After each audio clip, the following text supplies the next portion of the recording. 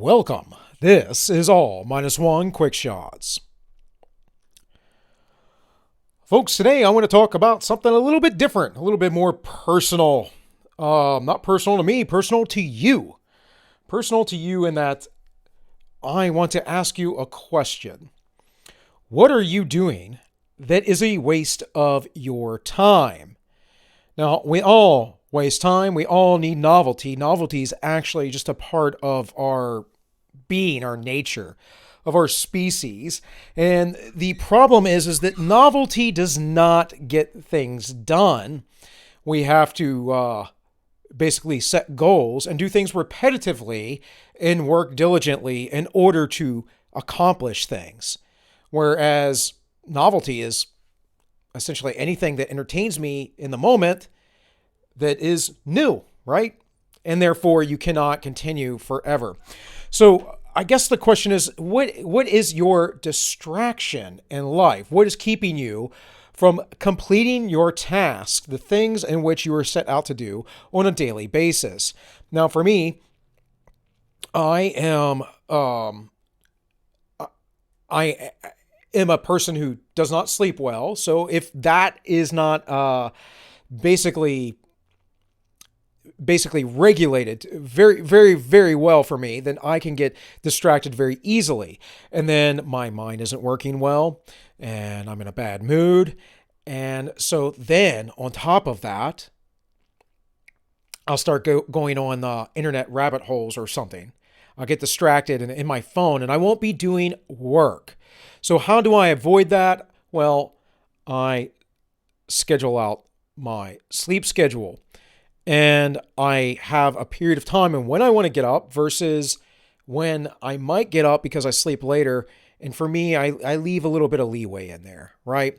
But generally speaking, right now I'm up around 8:39 a.m. and I'm a night owl, so I'm typically up till 1, 2 a.m. in the morning or later. So getting up that early is pretty good for me. But if I need to sleep another hour, that's in there. And what I find for myself is that's key into starting my days. I have to start my day. If I sleep later and I get up in the afternoon, like if I'm up really late, like some nights I'm up till 6 a.m. because I just can't sleep. If I don't get up, I'm just not going to do anything in the day. But part of that for me is this genetic anomaly that I have that I must get through. But what about scheduling? What about regular everyday things? Well, I know I need to eat at this time. I need to be here. I need to do this. I got to do that.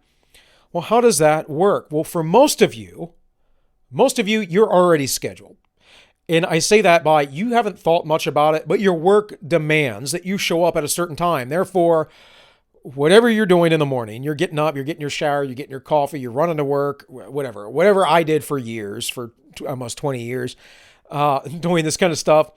Basically, generally, absolutely exhausted, getting a shower just to wake me up, some coffee on the way, and then drinking a ton once I'm at work. And that's just how I survived. But for most people, that work environment provides a bit of a schedule. You get off at a certain time and then you got to go get kids or do whatever else you got to do. And then comes all of your distractions. Are you just stuck in that job and in that schedule that your work demands, or afterwards, when you get off of work, are you just kicking back, watching TV or absorbing the internet, watching my content or anyone else's? Like I have periods of time where I listen to content. I listen to a lot of content. I'm almost always doing something else. Often, when I am recording this, of course, I'm not listening to anything else, but when I'm in the process of getting stuff together, as far as maybe some research or articles or whatever for longer segments, I'm doing that. Or I'm listening right up to the minute that I start recording. And then when I'm done this, as I'm uploading, I'm listening to other stuff as well. Or if I have my chat up as far as like a premiere, because I pre-record everything, and I put it out for the premiere, I try to be there to interact with my audience.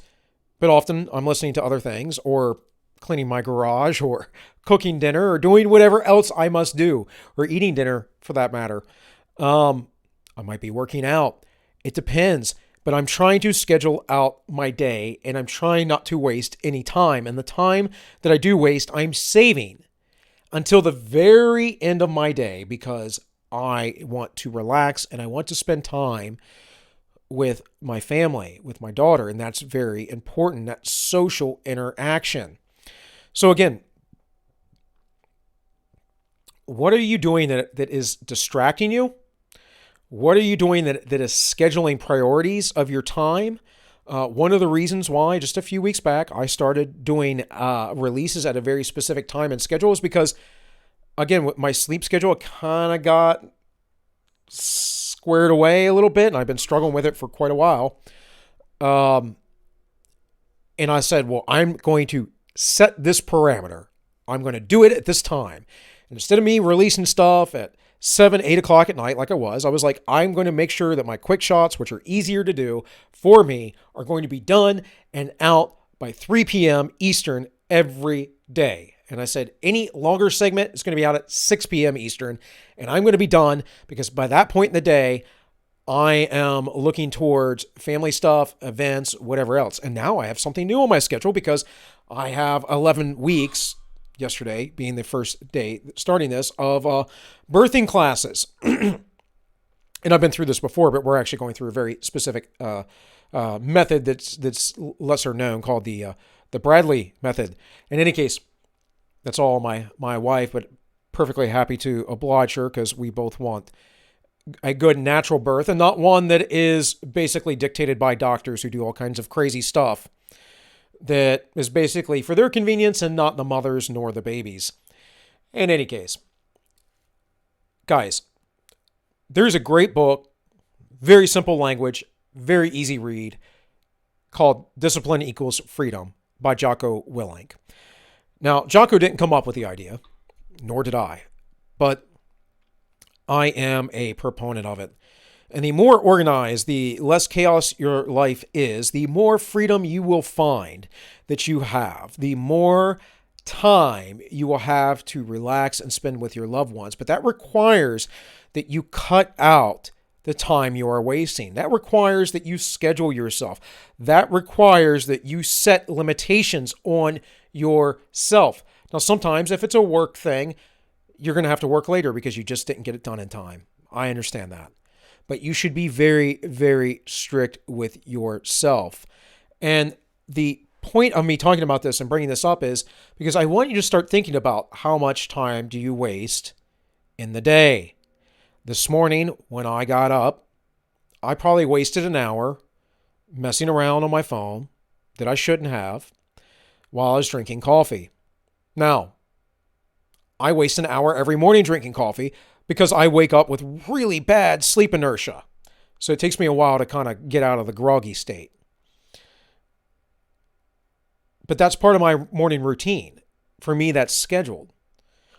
But on top of that, I kind of messed around because I was watching stuff. It's one of the other things that I do.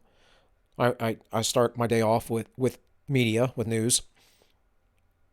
I'm also messing around my phone and not doing anything that's particularly enhancing my life.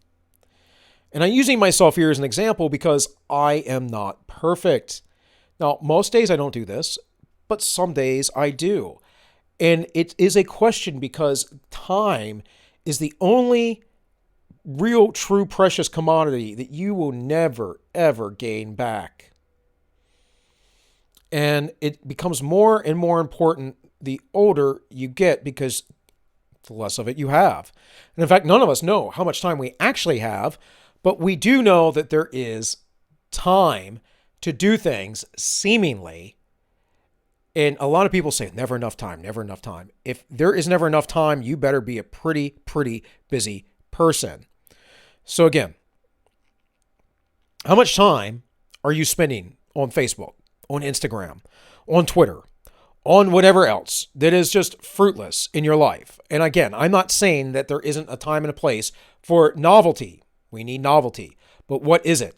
Are you wasting hours and hours on the internet? How structured is your life outside of your work life? Like I said, for me, I am creating a work life for myself. I am creating work for myself because this is Well, I should be in school right now, but I'm not. So in any case, but this is for me. This is time where I am trying to build and create, and I know it will pay off in the end. This is me trying to correct mistakes of my past. This is me trying to speak to you all to maybe give you advice from someone who isn't super old, maybe a little bit relatable still, because I still have my youth to some degree, but has been there and done that also to some degree. And to say, hey, I come from this dark, bad past, and the better and more I correct my life, the better it gets. And you can do it too, because trust me, if this guy can do it, anybody can do it. Because man, I have come from being a mess, and I'm an artistic type, and us artistic types, we don't like schedules. We just like to kind of do what we want to do. But I know for a fact that discipline equals freedom. I know for a fact that wasting my time on non-fruitful things makes me feel worse about myself. I know for a fact that when I am not scheduled, I am just not putting out the same amount of output. And I know for a fact that when I do all of the things that I am advocating for right now, that my life is better. One of the biggest things for me that I must do consistently is exercise. And you should all be doing that as well for your health, for your longevity.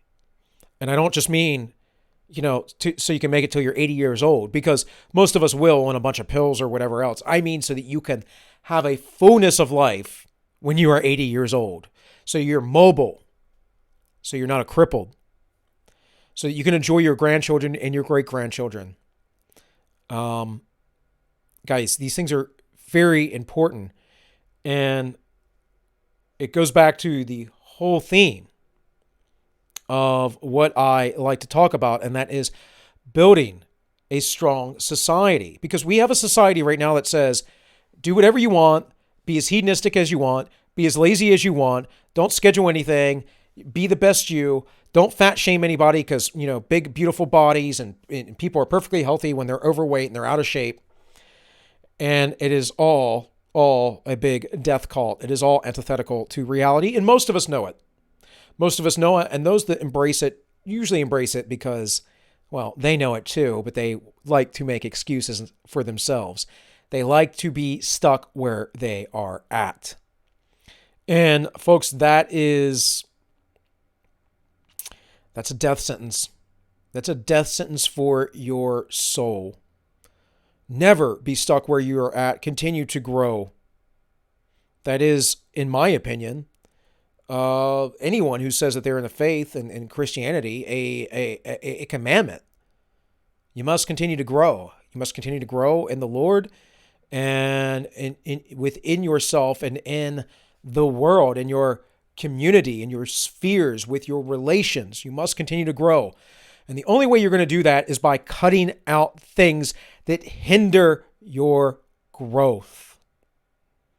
So guys, think about these things. Think about how you discipline yourself. Think about how you're accountable. Think about what you waste your time on.